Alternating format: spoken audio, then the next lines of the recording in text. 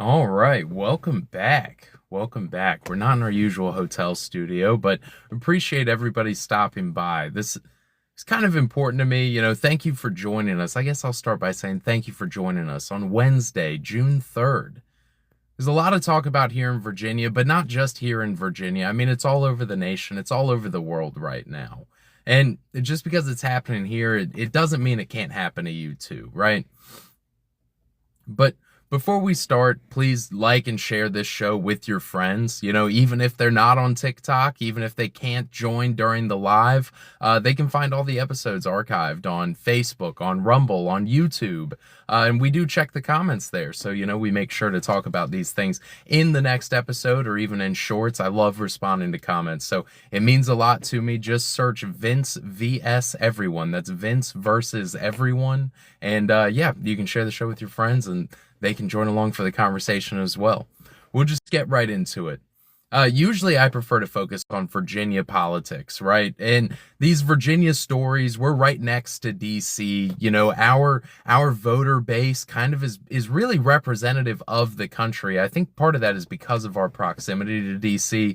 And I mean, it's fairly well balanced if you look at our voter base in the state. And our suburban communities, they're very representative of kind of the moderate position, right? In our suburbs, you find kind of soft Democrats, they're all for equal rights, maybe first trimester abortions are not really happening at scale, but even when it's really pushed in their face, they tend to recoil at these things. They're not all in for every single agenda, whether it's Ralph Northam's post-birth abortions, whether it's, child transgender surgeries. Obviously, these are not things that the average Democrat voter in Virginia goes in for. And on the other side, you find, the self-proclaimed Republicans, but there's still a lot of overlap there. They still believe in some abortion access or, even on things like the Second Amendment, they're amenable to things like gun control or maybe not gun control, but at least, background checks, things of that nature, right?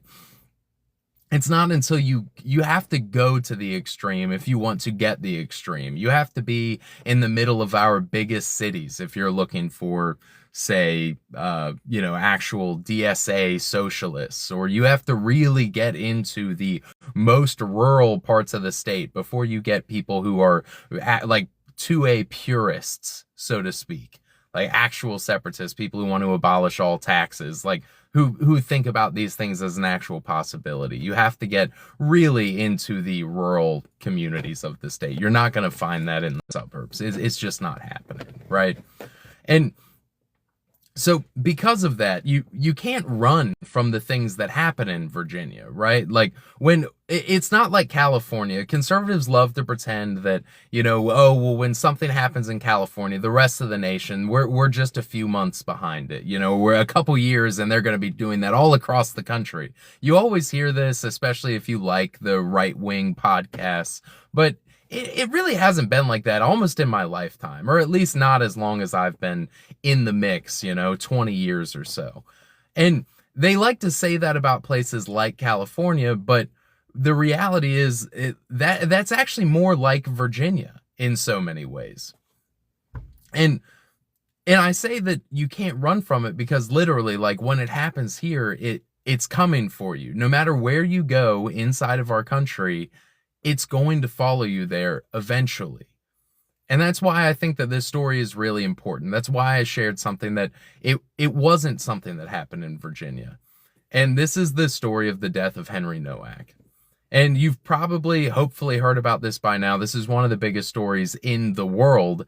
And it's wild because this is about something that happened 6 months ago. 6 months ago.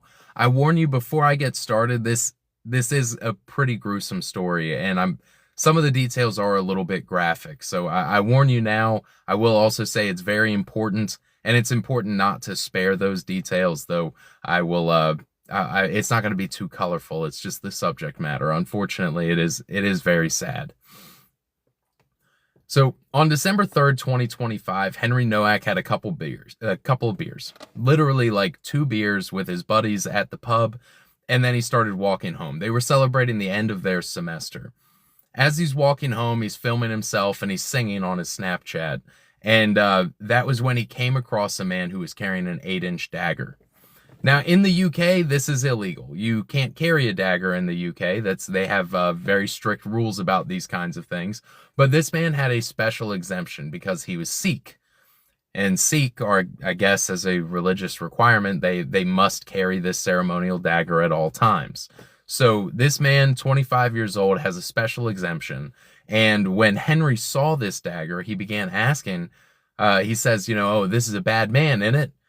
Are you a bad man? He was kind of jeering the guy a little bit, but the man responds and he says, I am a bad man. And he knocks Henry's phone out of his hand. So we don't have a recording after that, at least not yet. A scuffle ensues. The killer, reports that his turban was knocked off. And in the coroner's report, we know that the man first stabbed Henry right in the chest. And the angle of the blade, it actually nicked an artery behind Henry's heart. This was a lethal blow. This alone was enough to kill Henry, but it didn't stop there. The man proceeded to stab Henry in the face, twice in the leg, and once in the groin. The killer had hopped over a nearby fence. He recorded Henry as Henry laid incapacitated, lying on the ground, choking on his own blood. And then the killer called his brother to tell his brother what happened. The brother came to the scene with their mother, an immigrant who had come into Britain but to later have her 2 sons. The mother disposed of the murder weapon, and then she disposed of the murder weapon, and then on camera, the killer and his brother began discussing in Punjabi that they had to claim self-defense. So the brother calls the police and says that they were the victims of a racist attack. The police arrived on the scene and the killer had said that he'd been struck in the eye. This wasn't really reflected in the mugshot. You didn't see any swelling or black eye or anything. He said that Henry had shouted racial slurs at him. This wasn't seen on the Snapchat video, but I suppose, I don't know, if somebody knocks your phone out of your hand, maybe the next thing that comes out of your mouth, who knows? Maybe it's not that nice. I don't know. I won't speculate. But the police saw the killer unharmed and just took his word for it. They dragged Henry across the concrete to the edge of the road, and they questioned him, and he told them that he had been stabbed. The police can be seen in the body camera footage that was only released yesterday after 6 months. Months of Elon Musk himself stumping to he was pressuring the British government to release this body camera footage. Only yesterday was it finally released after almost 6 months. Anyway, the body camera footage is released, and when Henry told the police that he had been stabbed, they said, "I don't think you have." They cuffed him and they lifted his shirt so they could inspect his lower back. Henry had been, again, stabbed in the chest, the face, and the leg and groin.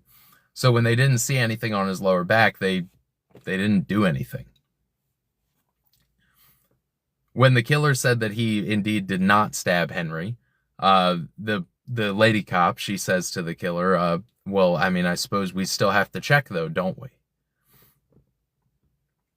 Henry repeatedly asked for an ambulance. In the body camera footage, you can see when they cuff him, his hands are ghostly white. You can tell that he was losing a lot of blood.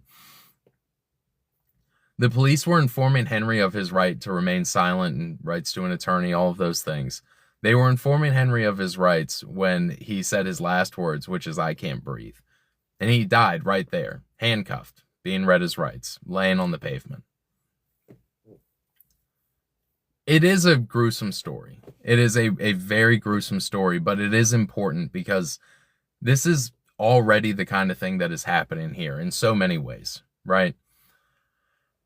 How many stories this year have come out of Fairfax about an illegal immigrant stabbing somebody at the bus stop, murdering a baby or a child? Like, we literally just this year have had stories of these exact situations. How many stories in Virginia of, one of these killers that has been in and out of jail 15, 20 times before they go to Old Dominion University and start shooting people, or go and, stab somebody in a Ross in Williamsburg. Like, these things keep happening, right? And because of how policing is done today in the UK, there's nothing that a person can really do to protect themselves.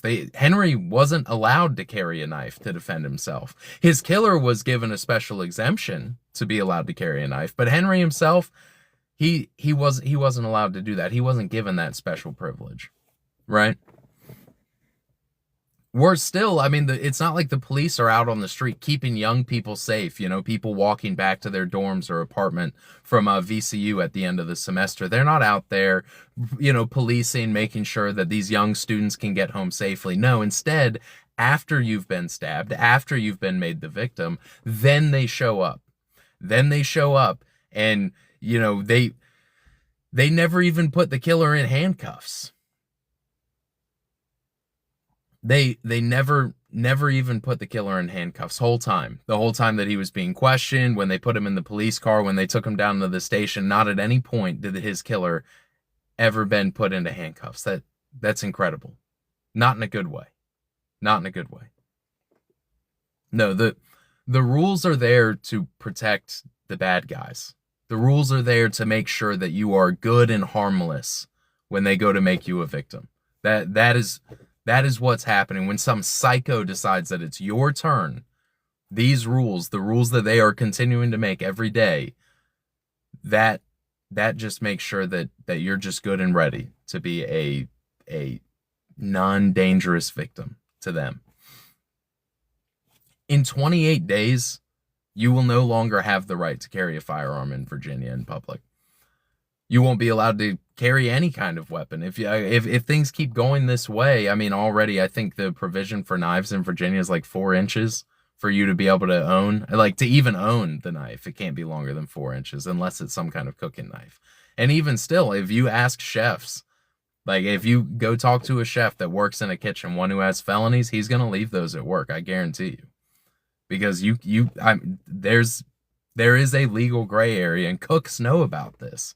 Cooks working in restaurants already know about this, that legally they can't have this thing outside of their house, so they just leave it at work.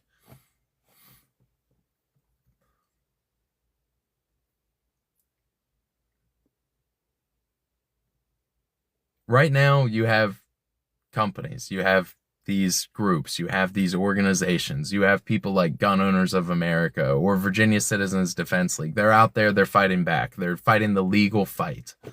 And they can't protect everyone. They can't cover everyone's legal fees. There's not enough pro bono lawyers to protect all of the normal people that will in 28 days be made a victim of this unconstitutional gun grab in Virginia. Right now, Virginia Citizens Defense League, they're circulating a letter. They're asking people to give it to their local police precincts. You can go to the Virginia Citizens Defense League. You can look them up. Go to their website. They have the letter. They have the printable link. If you click on it, they're asking you to drop this off at your local police precinct. What it does is it informs the police that there is an injunction right now on universal background checks. Now, even though universal background checks were halted in the state by a permanent injunction last October, recently the Attorney General Jay Jones announced that police will indeed be resuming universal background checks under a new law that was not part of the injunction from last October. So that being said, a judge today held up the injunction. They reaffirmed that injunction still stands. But you have to ask yourself, do you honestly believe that the people that are in power in Virginia today, all of the constitutional violations, all of the breaking of political norms, all of these things, do you think that they're going to stop now? Because this has become a game of political willpower. So at this point, unfortunately, I say unfortunately because the cops that I've interacted with, the sheriffs and police that I've personally interacted with, I tend to like them. They seem pretty all right. But the fact of the matter is now they're going to be on the front lines of this fight. So it's important that you should drop off. If you like your local police, you should inform them of this letter that lets them know if they continue with universal background checks despite this injunction, then they will lose. They will be giving up their qualified immunity, that they will be personally liable for litigation against them for violating constitutional rights, or in other ways, depending on what happens next. So that being said, if you like your local police, then it would be the right thing to inform them not to put themselves in this position, not to set this trap for themselves. But even still, how likely do you think it is that before the 1st of July that the Supreme Court is going to take on this assault weapons ban and high capacity magazine ban? How likely do you think that is? Do you think that in the next few weeks, in the next 4 weeks, the Supreme Court will take on this case and overturn it, solidifying Second Amendment rights nationwide? No, of course that's not going to happen. So how long will it go on? The last time, the universal background check law, that went on for 4 years. That was 4 years before the permanent injunction was issued. So what will the cost be? What will the cost be if it's 4 years that people can't own a high capacity magazine, can't keep a semi-automatic rifle in their home for self-defense? What will the actual human cost be when you just ensure that all of your citizens are now just harmless victims, just waiting for harvest? No, this is setting us on a path, on a sequence of events that cannot be stopped. And that's what's truly alarming, is that once you start the ball rolling, it can't be undone. And I'll describe to you how that happens. Because eventually people start saying enough is enough. Right? When do townships and suburban communities, when do the people in those communities start forming what is essentially a mafia? What is a parallel government? Because once that happens, once people say that the police are no longer there to protect them, they're there to protect the people victimizing them, then people lose their patience very quickly. So when people decide that they're going to take crime and punishment into their own hands, when that begins, it can't be undone. Once you have this mafia, things start becoming very dangerous. People start deciding amongst themselves, who the actual rule makers are, who the actual enforcers are. When townships are effectively just making and enforcing their own laws and making and enforcing their own immigration policy even, things start becoming very dangerous for normal people, for outsiders, for people just traveling through, just passing through. That's not really a situation. That's not the kind of country that we want to live in. That's not what we all signed up for. That's not what we've been paying for.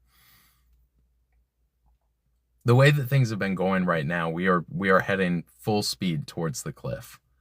And with the way that the stage is set right now, it also looks like we don't have any brakes. So get ready for the crash, I guess. Sorry, I like 2 episodes in a row, I ended on a high note, so I guess you guys owed me this one. You owed me this one.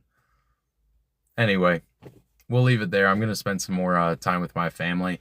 I'm always here for you guys. You're not always here for me, but I am always there for you. But there's no need to feel bad. There's no need to feel bad. If you do feel bad, then go ahead, like and share this show. Tell your coworkers, tell your friends. Maybe they love it. Maybe it's exactly up their alley. You say, you'd really like this Vince guy. You should look him up on Facebook, YouTube, or Rumble. Vince versus everyone. Vince vs everyone. And if you say that to those people and get them to join this conversation with us, then frankly, we'll just call it even. Thank you all. Have a good night.